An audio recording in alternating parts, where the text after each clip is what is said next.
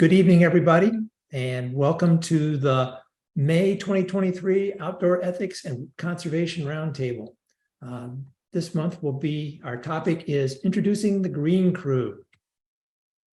We're going to start off with our safety moment, and from that we'll go into our main presentation. Nicolette Johnson is here from the Green Crew to talk to us. We'll have an activity of the month. Matt's put a great one together for us once again. Scott Anderson will help us out with a Outdoor Ethics and Conservation FAQ. We'll have a few announcements and time for questions and answers. So that's our program for tonight.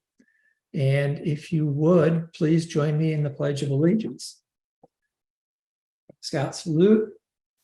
I pledge allegiance to the flag of the United States of America and to the republic for which it stands, one nation, under God, indivisible, with liberty and justice for all. Join me in the Scout Oath. On my honor, I will do my best to do my duty to God and my country and to obey the Scout law, to help other people at all times, to keep myself physically strong, mentally awake, and morally straight. In the Scout law, the Scout is trustworthy, loyal, helpful, friendly, courteous, kind, obedient, cheerful, thrifty, brave, clean, and reverent. And now join me in the Outdoor Code. As an American, I will do my best to be clean in my outdoor manners, to be careful with fire, be considerate in the outdoors, be conservation-minded. Thanks, everybody. And with that, Michelle, can you take us through our safety moment, please? Yep. So I was out walking, and lo and behold, a little snake decided to go across my path. And so I thought that was a good reminder as things are coming to life after the long winter, to make us aware of watching where we're walking, being careful when having to cross over rock ledges and stumps and down tree branches, of which I know up by us we have lots thanks to the winter storms and the winds. So just wanted to take a brief moment to talk about snake bites. Go ahead, Paul. So respect wildlife, leave what you find, and hike on those durable surfaces. Snakes are masters at camouflage. We may not be seeing them. Bites of the non-venomous snakes are generally harmless, though complications can arise as with anything, right? So make sure that wound is cleaned out well. Of the 45,000 estimated snake bites each year in the US, only about 8,000 are by venomous snakes, and the majority of those are rattlesnakes. The venomous snake bites will generally have 2 fang marks, unlike a non-venomous snake bite, which just kind of looks like a ring going around. Only about 5 deaths result annually from venomous snake bites. Luckily, we have enough antivenom located around the United States to get to them quickly. Most snake bites happen when either someone accidentally steps on the snake or when people decide they want to pick it up and don't realize what they're picking up. So knowing what snakes are in the area that you're going to be going to is super important. And if you're not sure whether a snake is non-venomous or venomous, assume it's venomous and seek medical attention quickly. Next one. So for non-venomous snake, it's the same for any minor wound care. Soap and water, antibiotics, apply a bandage, everybody's happy. But for venomous snake bites, get everyone away from the snake. Do not try to capture the snake. Keep the victim quiet and immobilize the injured part. Wash the bite with soap and water and seek medical care immediately. Carry out the victim if possible to reduce their activity and slow the spread of venom. Do not delay getting to the emergency healthcare. Do not cut the victim's skin or try to mouth suction or any other suction device. Do not apply ice or cold packs. Do not apply compression bandage to any snake bite. It does not help. It only slows the victim getting to advanced medical treatment. Coral snake bites are just a little bit different. Treat the same as the pit viper. Seek medical care quickly. And why is it so challenging? Coral snakes have a lot of mimickers. So the milk snake and the king snake look like the coral snake, where red, yellow, and black all signify I'm dangerous, stay away. So if you don't want to be eaten, the king snake and the milk snake mimic that really well. If you look at, for example, bull snakes will even bring up their tail, rattle like a rattlesnake, even though there's no rattle there, they can still mimic the behavior. So why rattlesnakes, so many of them? Look at all the various types of rattlesnakes we have in the US, and that will give you an idea. We even have them up north here in the cold wilderness of South Dakota. Copperheads, and mimicker is the water snake, so watch out for those. And then of course the cottonmouths or water moccasins, watch out for those. So those are our different venomous snakes to watch out for, and their mimic cousins. Thank you, Michelle. All right. Now I'd like to introduce Nicolette Johnson to you all. Nicolette is a founding member and current Vice President for Advancement of the Green Crew. And the Green Crew is the one we've read about in Aaron on Scouting and in other places too in the news. It's been great. And so here to tell us about the crew is Nicolette. Hi, my name's Nicolette Johnson, and I'm here to present, like he said, on the Green Crew. The Green Crew is a newly formed format of venturing, where our special interest is environmentalism and conservation.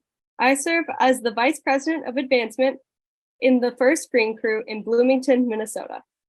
Our goal is to create a more sustainable and environmentally focused format for venturing. I'm a senior at Eden Prairie High School in Eden Prairie, Minnesota, and next year I will be studying chemical engineering at Iowa State. I have been involved for venturing since the day I turned 14. I grew up in a scouting family where all three, me and my sisters, have our Girl Scout Gold Awards, which is the highest award for Girl Scouts. And I've joined venturing because I want to grow my leadership skills and go on more high adventure campouts. I have served as the Vice President of Northern Star Council Venturing Officers Association, camp staff for 2 summers, and regularly perform ceremonies for our local OA chapter at conclaves. Last year, I was one of the founding members of the Green Crew, where I became a certified Leave No Trace trainer and served as the Vice President of Advancement. Originally, I was one of 2 people who had prior scouting experience before joining the crew. I work with crew members to advance through the ranks of venturing and also work to spread the Green Crew message within scouting, going to conferences such as this, the National Outdoor Ethics and Conservation Conference last November, as well as earning my Summit Award last spring. I joined the crew because I believed in this mission and I wanted scouting to be greener and for youth to have more opportunities to lead environmental change. Okay, so a little bit of background on the Green Crew. It was officially launched January of last year, and we are the youth program of the Minnesota Valley Izaak Walton League. Our crew's focus is environmental action, where leading environmental change is the adventure. So unlike other crews where they have focus on like sailing or backpacking, we want to make a greener version of scouting. And our leadership team is incorporated as Venture Crew 3111, where we have 10 youth and 10 adults who have missions and projects that they work on that I'll talk about in a little bit, and have an adult partnered with them to mentor them through these projects. But the actual crew itself is over 60 members. Next slide. We partnered with the Izaak Walton League to be our beneficiary. The league is over 40,000 members and 300 chapters in 6 regions of the 25 states nationwide, including 16 in Minnesota. The Izaak Walton League was an ideal fit for our crew because we are an environmentally focused group as well. The Minnesota Valley chapter was starting to wane, and we have brought new youth to join the board of directors and boost their membership. Additionally, each Green Crew project needs to be presented to the board for approval. The Izaak Walton League provides funding for each project. So instead of like a traditional charter like relationship, we work very closely with the Izaak Walton League to make sure that our projects follow their mission and that we are benefiting the Izaak Walton League. We have youth and on their board, and they have adult members of the Green Crew. Okay, next slide. So the first Green Crew project was my Summit Award, where I organized over 50 youth to create a quarter-mile nature trail. While creating the trail, I needed to keep the Leave No Trace principles in mind, as well as meet with the Green Crew science team to ensure my project would be sustainable and have little environmental impact. We started plotting my trail back in January, where there was still snow on the ground so that we could follow the deer trail that already flowed through the area, as well as met with many trail building experts who taught us how to ensure that my trail would have enough side slope to help with drainage and erosion. During the project, the Green Crew leadership team each led groups of participants to create each section of the trail. In the first summer, my trail was used to certify over 1,200 people in Leave No Trace, as well as create a space for an outdoor classroom that engaged over 800 youth, and by the end of the summer, over 2,300 service hours were completed on and around it. Next slide. The next major Green Crew project was our Leave No Trace campout. Most founding members of the crew have had no scouting experience, and most have never even been camping. So it was a great way for our crew to bond and gain some better leadership skills, as well as becoming Leave No Trace trainers. We worked with 2 master educators who taught us over the weekend not only how to, like, what Leave No Trace was, but also how to engage youth and be better leaders.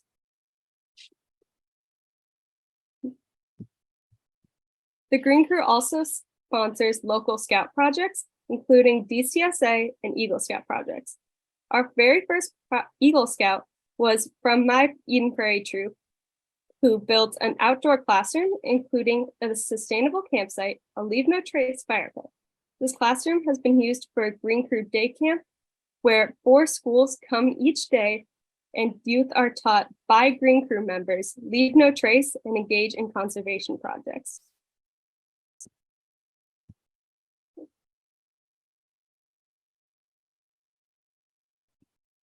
The Green Crew Day Camp also helps us with our Riverwalk project. Oh, wait. Can you go to the next slide? So Riverwalk is where we go, youth are able to go collect water samples from our holding pond, spring, and Minnesota River, where youth are able to test the water quality, oxygen levels, and nitrate counts. And we are working with a local engineering class at a local school to build an automatic sample collection device to not only send us updates every 2 minutes, I believe, on the water levels and counts, but also allows us to not have to get into the water to go get our samples.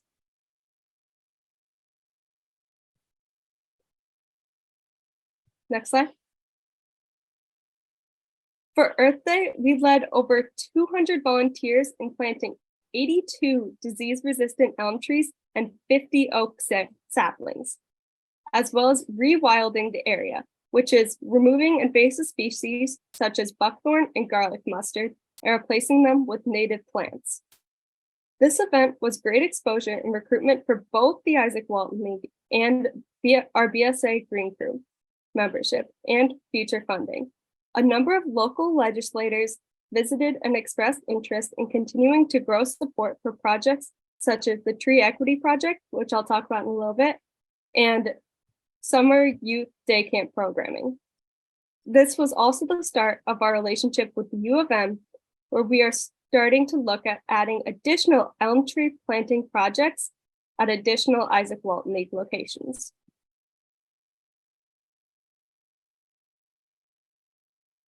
Next slide. And then this spring, the Tree Equity Project is going to begin. We have partnered with an underserved community in the Twin Cities where all of their trees have been needing to be removed due to emerald ash borer infestation, but the community does not have enough money to remove all the trees and replant them. So they only have the funding to remove 50 trees a year. So we are going to fundraise and plant 50 trees to restore their natural biodiversity.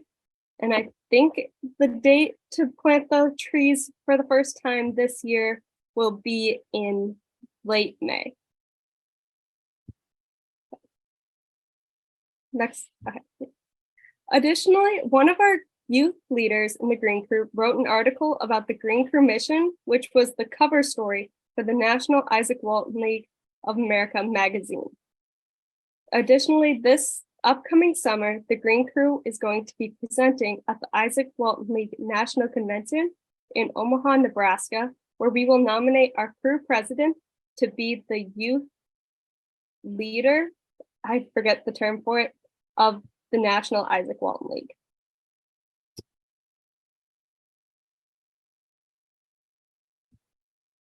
So the Green Crew hasn't gone the traditional recruitment technique.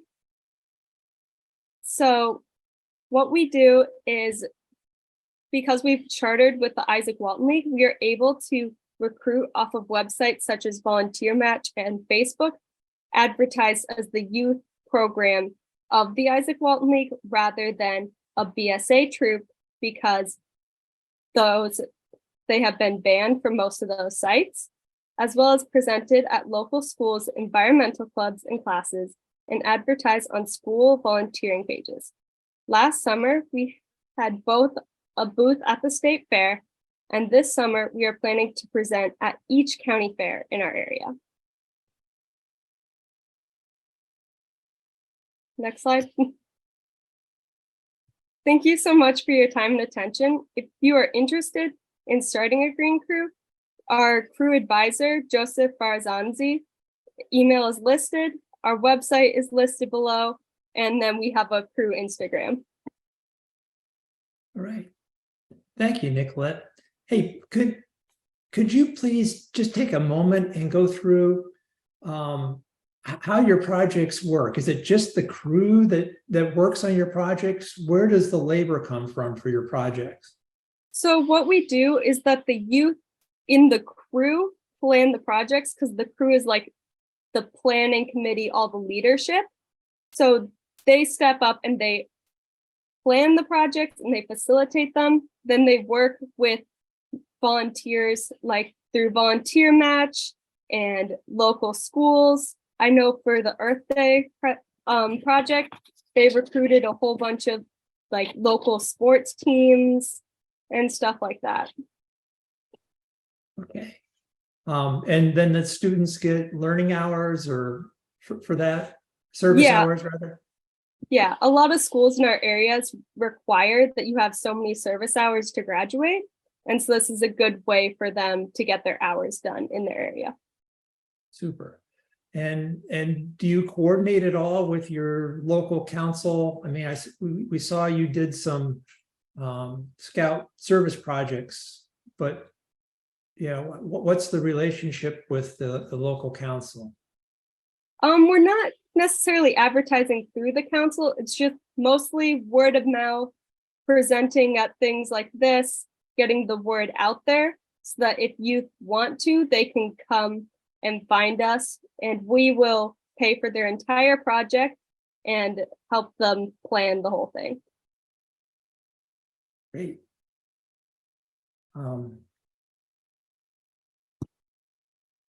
So Nicolette, would it be okay if I just took a moment and introduced people to the Izaak Walton League? I think that would help understand this relationship a bit better if I did that. Would that be all right with you? Of course. Okay. So just to tell everybody, I've been an Ike for many years. So I've been a member of the Izaak Walton. The scout troop I was scoutmaster of is sponsored by the Izaak Walton. They're our charter org. So we've done quite a bit. So first off, yeah, that's showing now. the Green Crew's website is really good. So I do encourage everybody to go out there. You guys have done an awesome job on the Green Crew, and there's a lot more information on the crew there.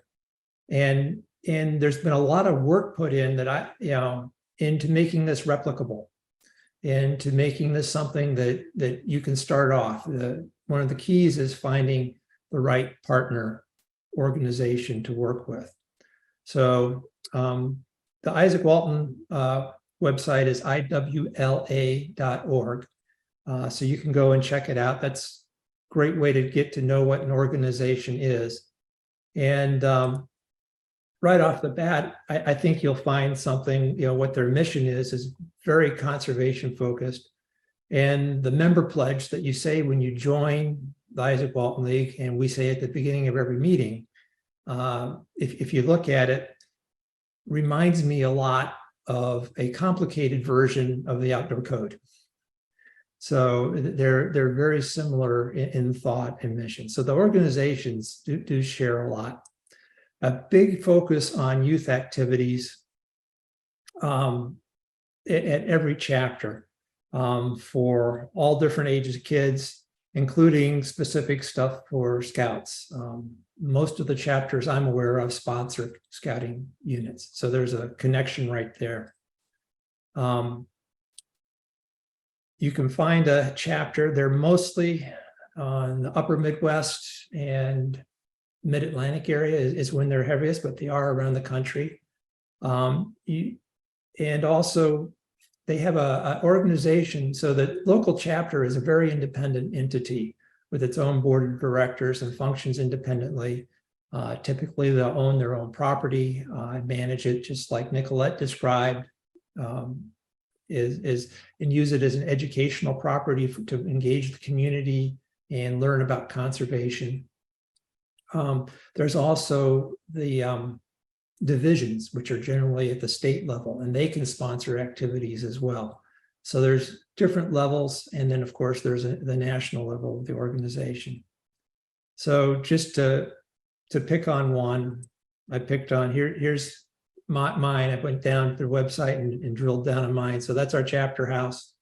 To describe our property, we're a 52-acre property and we're surrounded by state park. So it's a beautiful place to be. We've got we've got a lake and trails and all kinds of opportunities, endless opportunities for conservation projects here. So that's one of the things that makes Izaak Walton a very good candidate for a Green Crew partnership. Now, are they the only ones? Certainly not. There are other organizations around the country as well. But I just wanted to give you an idea of some of the characteristics of the Izaak Walton League that make it such a wonderful partner for the Green Crew and why it's been so successful that way. So I hope that was helpful to people. And I don't know, is there anything to point out on the website you can think of right off, Nicolette? I can't think of anything, but I had a lot of fun going through and looking at it. So. Yeah, I think the website is mostly just how we advertise and get recruitment. So our website is also where we have each youth register. So say you want to join the Green Crew for one of our adventures, you would go and register on the website. Great. So lots of things. And all right. So any more questions here? Let's see here. John had one.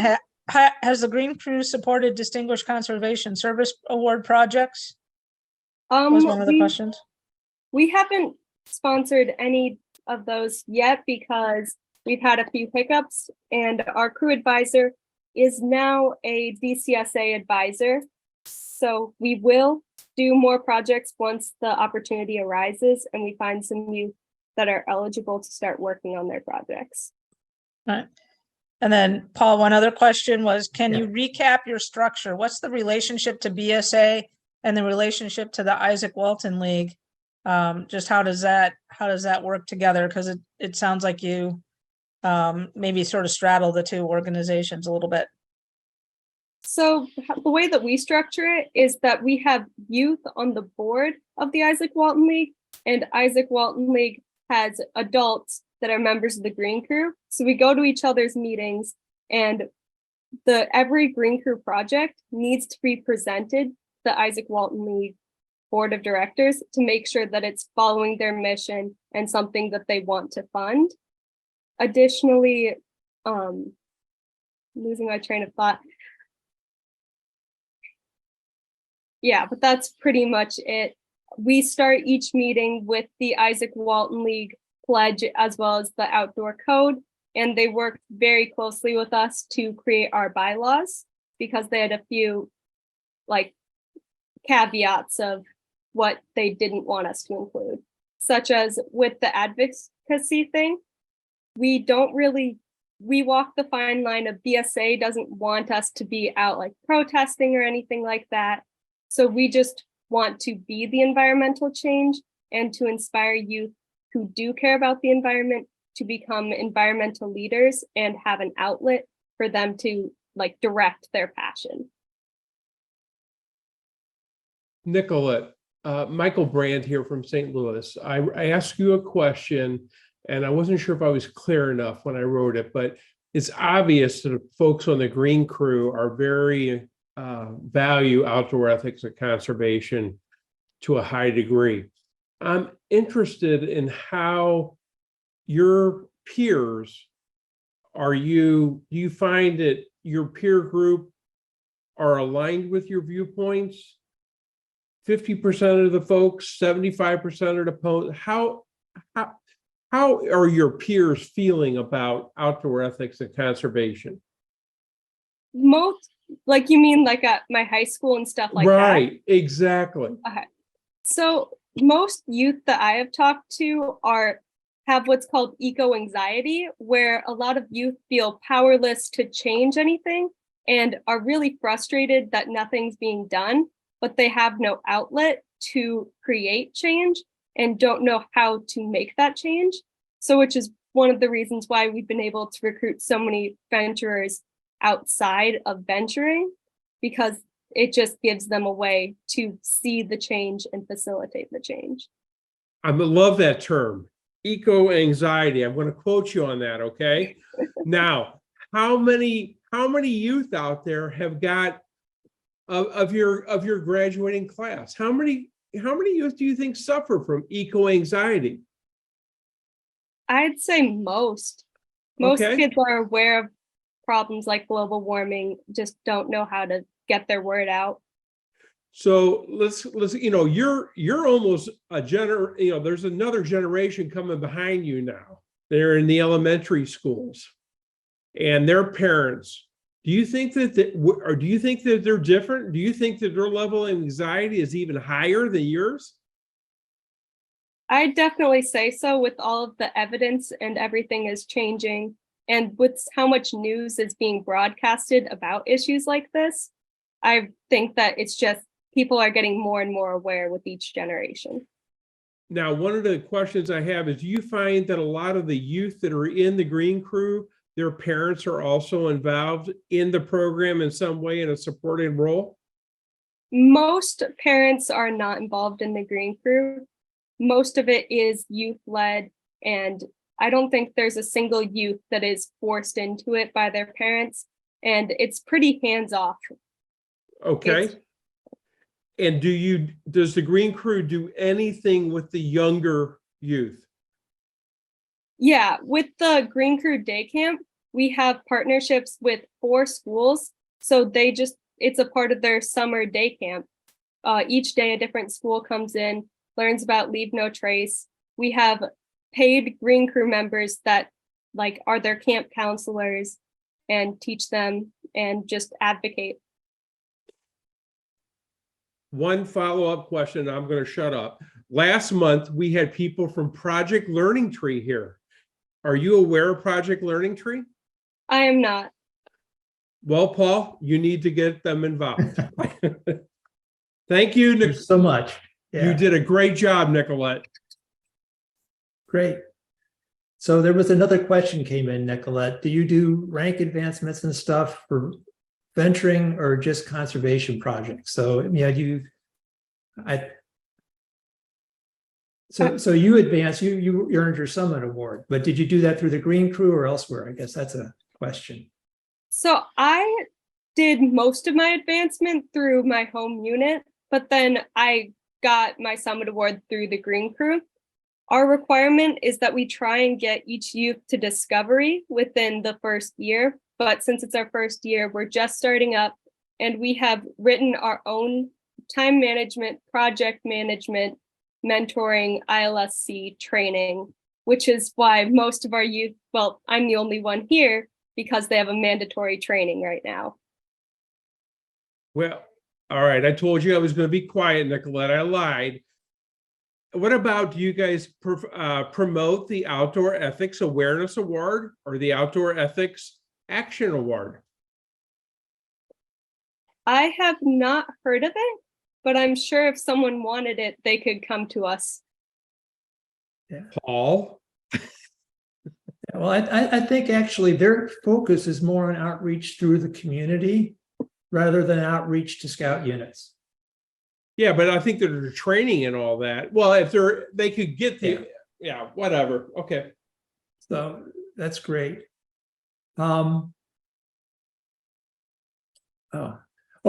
thing I would encourage people, Joseph Barasanzi is very enthusiastic. He's very looking forward to helping you. If you're interested in exploring an opportunity of starting up a Green Crew in your council, I highly recommend you get in touch with him.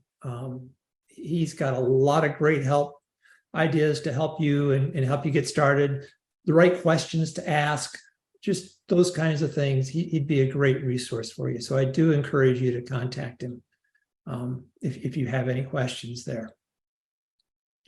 So thank you, everybody. And Nicolette, wonderful job. Thank you so much. Really appreciate your taking time and being here for us tonight. And with that, I guess if anybody thinks of some other questions, if Nicolette, you could hang around for a little bit, if you just pop your questions into the into the chat, we'll come back to them at the end of the meeting here. So with that, oh, sorry.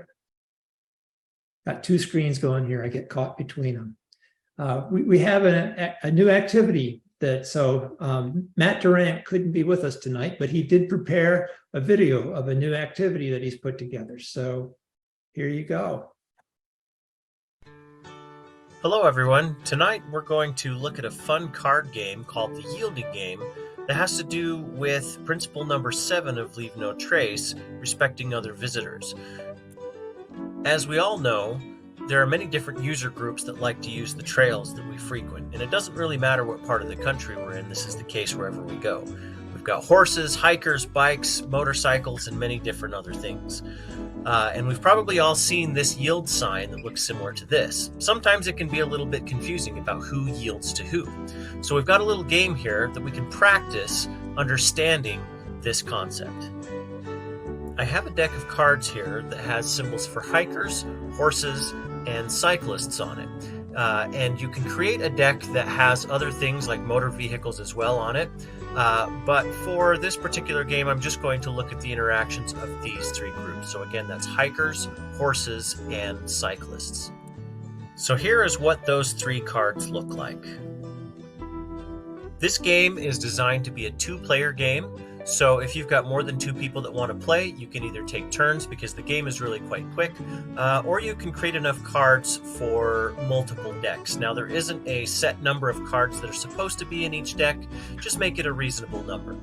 You want to start by shuffling your deck and then dealing the cards out an even number to each of the 2 players. The cards should be dealt face down so that neither of the 2 players can see what cards they have. And then play commences when each player takes a card from their pile and plays it in the center face up, like shown. When the cards are played, each of the players look to see which of the played user groups has the right-of-way. Whoever has the right-of-way wins both cards in play. So in this case, the player on the right had played the horseman, and the player on the left had played the hiker. Because horses have the right of way, the player on the right wins both cards and adds them to their pile. Whoever gets the most cards at the end of the game wins the game. Once in a while, a play is made where two cards are the same. When this happens, you have to enter a special round called a showdown round, or sometimes I've heard it called a war round, where some extra rules apply. In the showdown round, each of the players play 3 additional cards in the middle, face down, as shown here. Once each player places their 3 cards in the center, they each play another card face up, and whoever is the winner, or who has the right of way in this matchup, wins all of the cards in the center. So it's a pretty quick way of gaining a lot of cards for your deck. If there happens to be another set of cards played that are also equal, each side has to lay down 3 more cards, and another card is drawn and played until one card has the right of way over the other. When that happens, the player who wins all of the cards in play at that time. Play continues until one player has won all of the cards in the deck.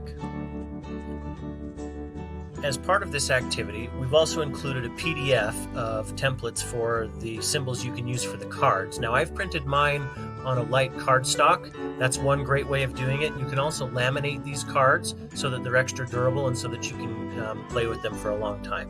So we have something that you can use to create your own deck of cards, and you can use that as many times as you want and print it out as much as you would like.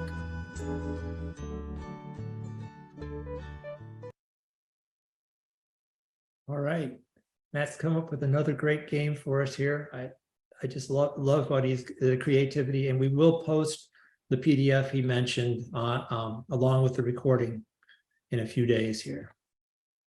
So our next topic is our FAQ. Scott Anderson has one for us. And I'll take it away. Today's FAQ. So I was asked what I thought was going to be a very easy question, and I would not normally consider it for an FAQ, but it had some unique problems with it, and that's, can scouting volunteers earn the Outdoor Ethics Awareness and Action Awards? Well, when I delved into the answer, I found a lot of things that needed fixing in the BSA, and we will work as a committee to resolve some of those issues. But let's go to the next slide. The short answer is, next slide. There it is. Yes. Go back one. Oops. My fault. There we go. Yes. If you are serving in the Scouts BSA or Venturing program, the Outdoor Ethic Awareness and Action Awards for Cub Scouts and Cub Scout leaders was retired in June of 2016. There is no award listed in the Sea Scout program. Sea Scouts and Sea Scout adult leaders can earn the award by following the venturing requirements. So this was a problem that we knew about, and we do have a small team that is working to create some specific requirements for the Sea Scout program. And if you step on, the next is a link that takes you right to where you can find all the information about those awards. And that's really on the scouting.org, Outdoor Ethics or Outdoor Programs page, and then the Outdoor Ethics Awards, and you'll get a lot of information on that award system. Next slide.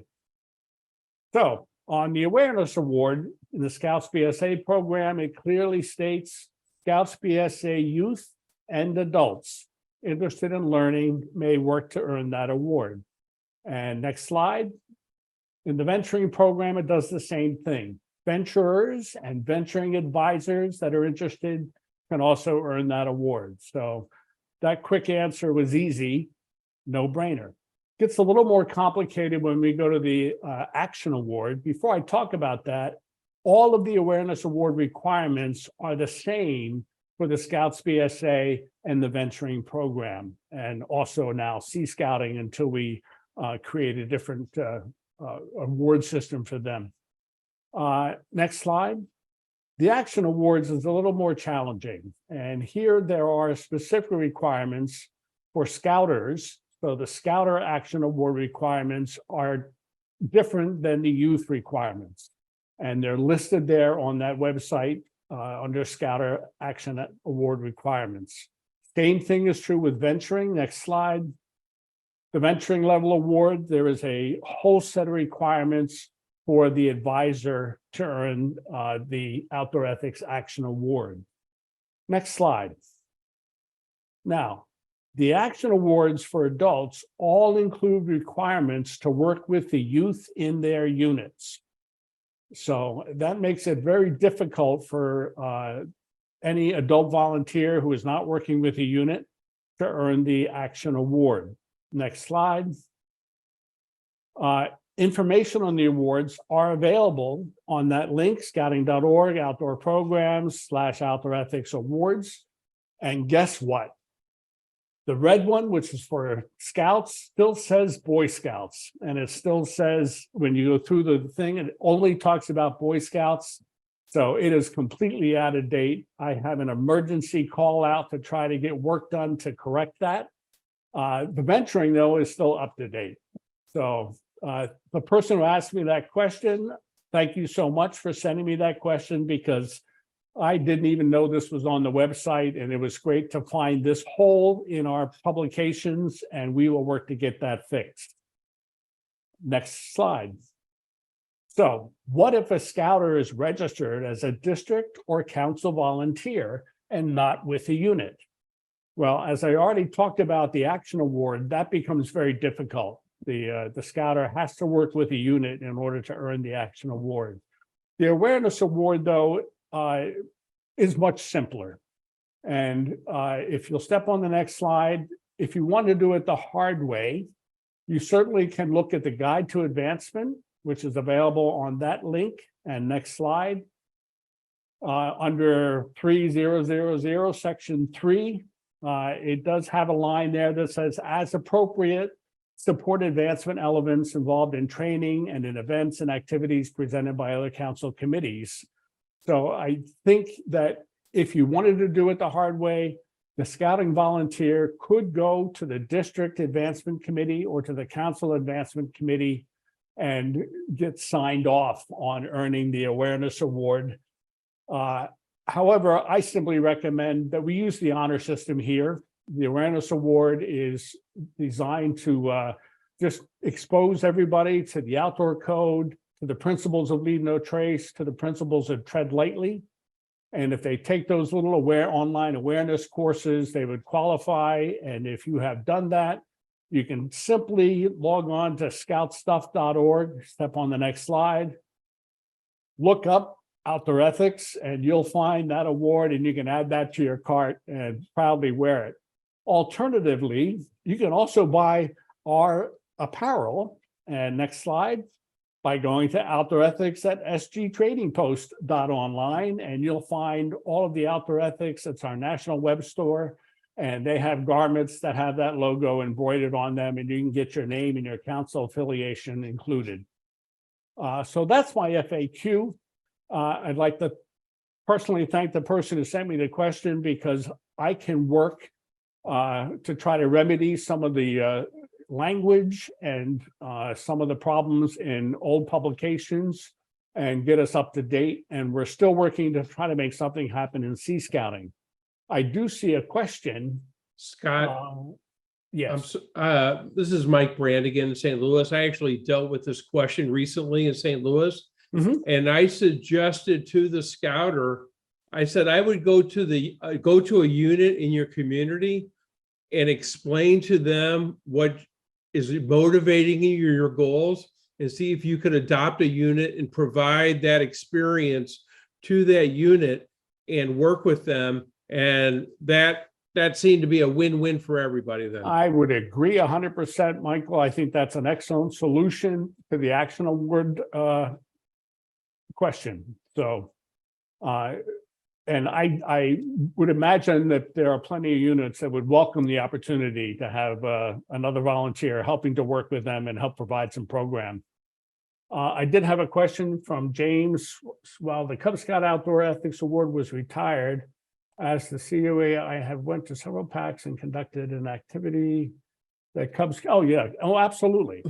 And one of the things I'll tell you is the Cub Scout program took all of the primary award requirements and have them included in their adventures. And Cub Scouts must learn the outdoor code. They must learn the kids' principles. So it just became redundant to have another award system in their mind. Unfortunately for us, it was our bestseller. You know, it was the biggest program we were running in scouting, but Cub Scouting had a goal to retire extraneous awards, and they're still working on that in the future of the program. Scott, another point on that, on the website where you were talking about where you would find things about the awards, Outdoor Ethics Awards, Yes. it actually has a link to Cub Scout resources, which gives each of the adventures and all the activities within their adventure that deals with those outdoor ethics principles. I found it to be very helpful for my Cub Scout leaders. Yeah, to respond to Lillian, we're not going to see it come back for the Cub Scouts. It is possible that we might be able to do something for Cub Scout leaders. And I would agree that the earlier we have training, the better. That's a great comment, Lillian. Any other questions on this FAQ? Paul, thank you so much. Oh, thank you, Scott. As always, I learn a lot from your FAQs. Things aren't always so simple as you'd think they would be, you know? All right.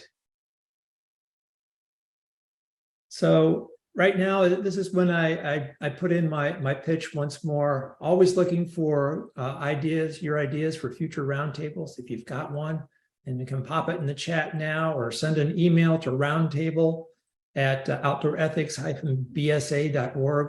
I would really appreciate it. We'd all appreciate it because we want to make this roundtable valuable to everybody and to you. We also value your feedback. So if you would please just take a moment and you can put the feedback in right now. You don't have to wait till we're done. You can do it right now. We really want to hear from you because without your feedback, we just evaluate ourselves and sometimes we don't get that right. So please help us. Paul, there was a question in the chat regarding Cub Scout Conservation Awards. There's really 3 Cub Scout Conservation Awards that can be earned. One is the Messenger of Peace Award. The other one is a Good Turn Award. And I want to say the other one is the Summertime Pack Award. I think all have got components of Cub Scout conservation, outdoor ethics included. Thank you. Thank you. So yeah, there are alternatives out there. So the National Outdoor, Yeah, I'm going to answer another question that's online here. Can you add the conservation logo as an option for apparel on the SG Trading Post? I will. I mean, it's certainly a great idea, and it's something that has been thought about. SG Trading Post is providing our conservation trail shirts and logos that we're using for the upcoming Jamboree. And I'm certain that I would talk to my conservation group first, but I think they would be more than happy to have that as an option on SG Trading Post. okay. All right. Scott, do you have an update you could give us perhaps on the National Outdoor Conference?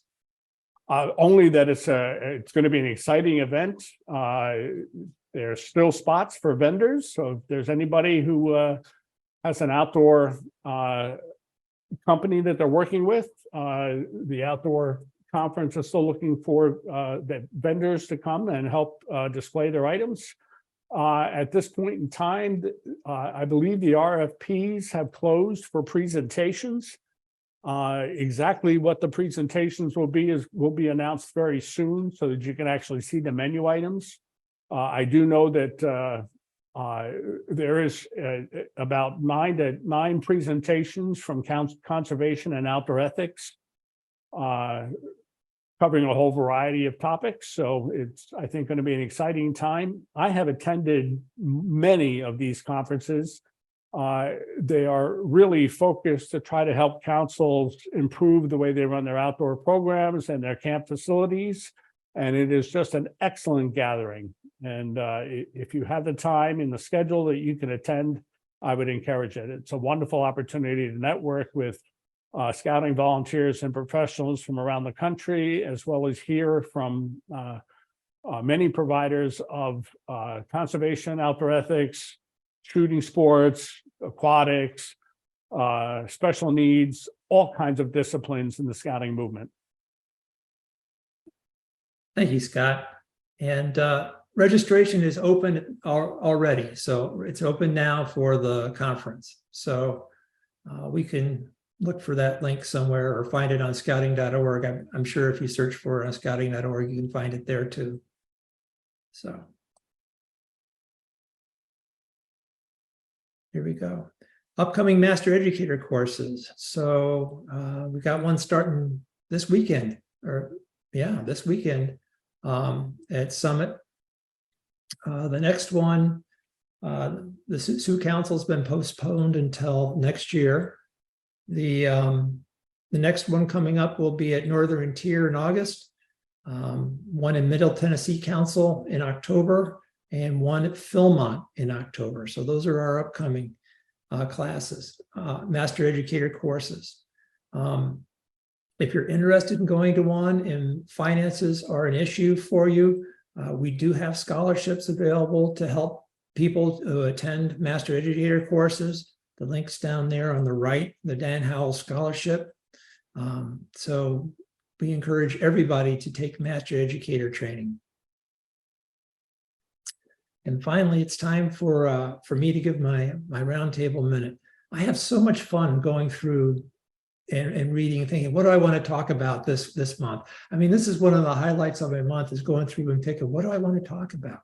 So this is from October in the Sand County Almanac. My dog, by the way, thinks that I have much to learn, and being a professional naturalist, I agree. He persists in tutoring me with the calm patience of a professor of logic and the art of drawing deductions from an educated nose. You know, so many times we go outside and we just get lost, you know, with our eyes and what we see or what we had in mind when we went out. But just take some time and stop somewhere and just smell. I tried this the other day, and it was really fascinating. I picked up, there's some honeysuckle scent. there's skunk cabbage. There's a stream. I could pick up all these different scents. And so when you're out with your youth, I encourage you to have them start to think and use all their senses, and be more observant while we're in the outdoors. It's actually a lot of fun to do it. So that's my encouragement for you for this month. And finally, once again, just ask you for feedback and your suggestions for future roundtables. Next month, our topic will be Tech for Teens Outdoors. So Edwin Guevara from the Maryland Department of Natural Resources will be talking to us about different apps that are available on your phones that we can use to help our conservation and education and engagement efforts in the outdoors. So I hope to see all of you next month as well.